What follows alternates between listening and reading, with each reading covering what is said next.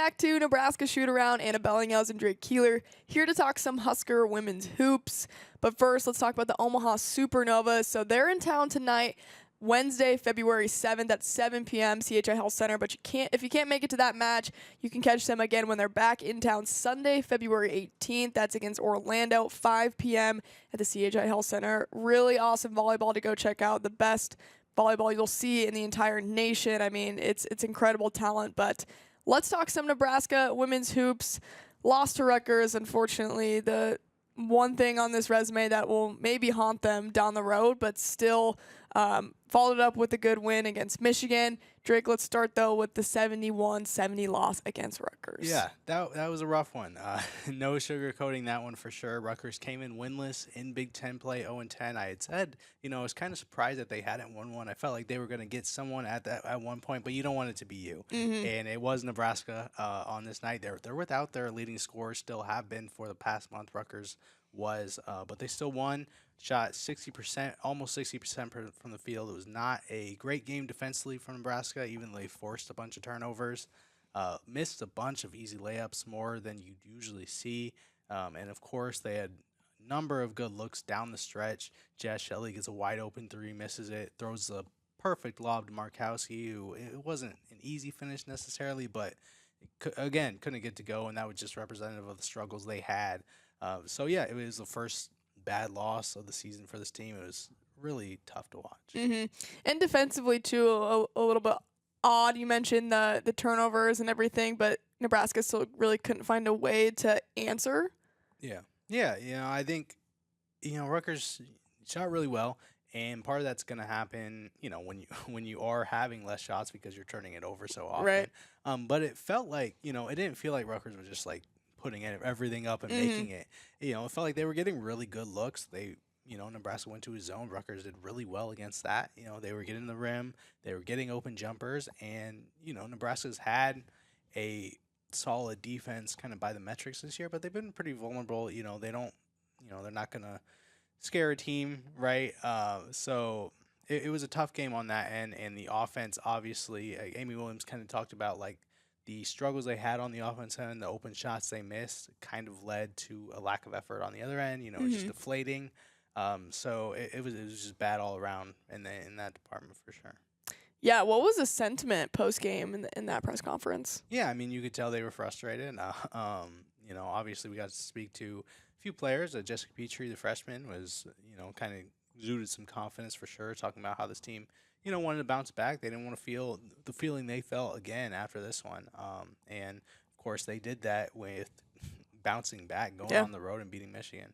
Yeah, we'll talk about that in a moment. But how do you think the Rutgers loss can affect the March Madness situation for Nebraska? Yeah, I mean, it absolutely does. They only dropped 6 spots in the NET rankings. They went from 27th to 33rd.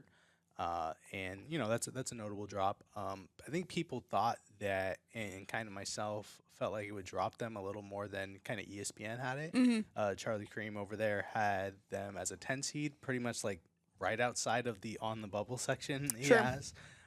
So they were still kind of projected to make it. That's just one projection, of course. But they are kind of on that bubble now, and that's not really where. It's obviously not where you want to be when you could have been, in safely had you beaten Rutgers and done what they did against Michigan. Mm-hmm. So, even if they just continue to bounce back, that one's going to hurt. It's not as good as it could be right now. But, it's good to see that they are still in the picture for sure. It's not, the sky isn't necessarily falling, and, this last one brought back some confidence. Yeah, Nebraska was sitting pretty, and then it kind of just took a little bit of a step back with the loss at Rutgers or against Rutgers, but still great opportunity for them to get into March Madness and lots of opportunity upcoming. Let's talk about that win at Michigan, 65-59. Really impressive stuff. A great bounce back, and also just finding a way to respond after a tough Rutgers loss at home, and you go on the road and in an environment that you're not as comfortable in, and you get a win. Yeah, that was a great basketball game, just on both ends, but just great from Nebraska to stay in it and win that game. A bunch of lead changes. They trailed for the entire first half, took the lead. Michigan kept fighting back, and Nebraska came out on top. They were missing their starting point guard, Darian White, went down late in that Rutgers game. They don't expect it to be a long-term injury. We don't know how quite long she's going to be out. But, doing that without a starter on the road is just really impressive. That's a good Michigan team. They're also on the bubble. That's a team you need to beat. Both teams probably felt like they needed to win that one, and Nebraska did. Alexis Markowski, Jazz Shelley both really bounced back from kind of their struggles in the past game, and the teams played well defensively. Yeah, looking at the box score, Alexis Markowski, 18 points, 9 rebounds, and then Natalie Potts as well. Not to forget about her, the freshman just been going off. You just forget that she's a freshman sometimes. 12 points, and then 3 rebounds for her.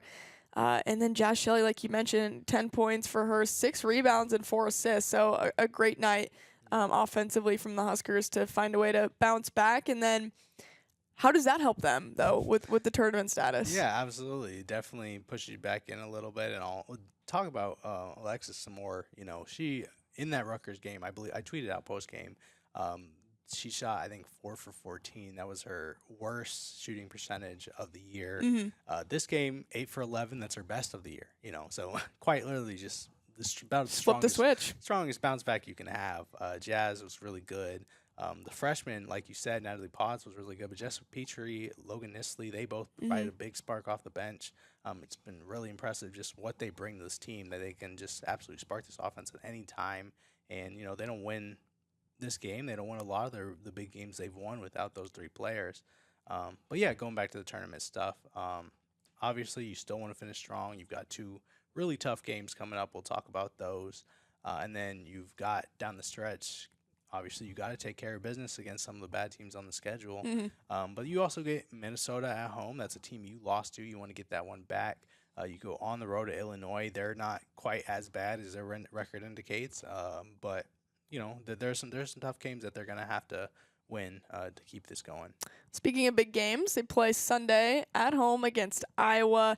2 top 5 teams upcoming, so then they also play Ohio State, who just moved up to number 5 in those rankings. But let's start with Iowa.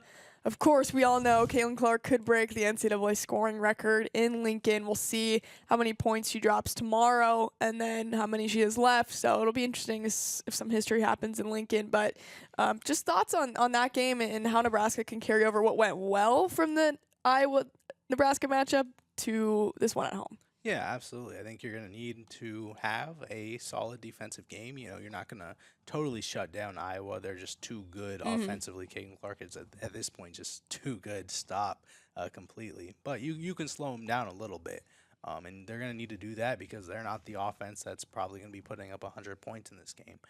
So, you want to carry that over.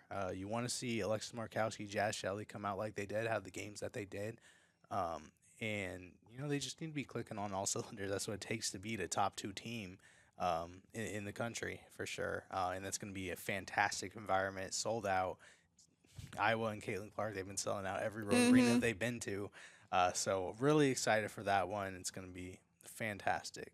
Tickets are going for what, 100, 200, $300 for nosebleeds At too? least triple digits, for everything. It's crazy. Yeah. Caitlin Clark has done so much for the women's game, and it's National Girls and Women in Sports Day too, so we should mention that. So shout out to women's hoops and how much they've been on the rise. What have you noticed just from this year in covering women's college basketball? Yeah, it's been fantastic because, you look at Caitlin Clark, she's been, a top player for all of her college career. Even last year, she was doing this. She's increased her production, but that I feel like that hasn't been the catalyst. It's just been the increased intention to the game. We don't see very many athletes like this, period, that bring the level of attention that she does. Everyone watches Iowa games, and everyone, she's sold out, like I said, pretty much every road arena. So it's been really fantastic. And, of course, it, goes to the rest of the nation as well. Just the increased attention. It's really cool to see. And we're just seeing so much awesome talent across the U.S. too. Absolutely. So it's well deserved, all the recognition.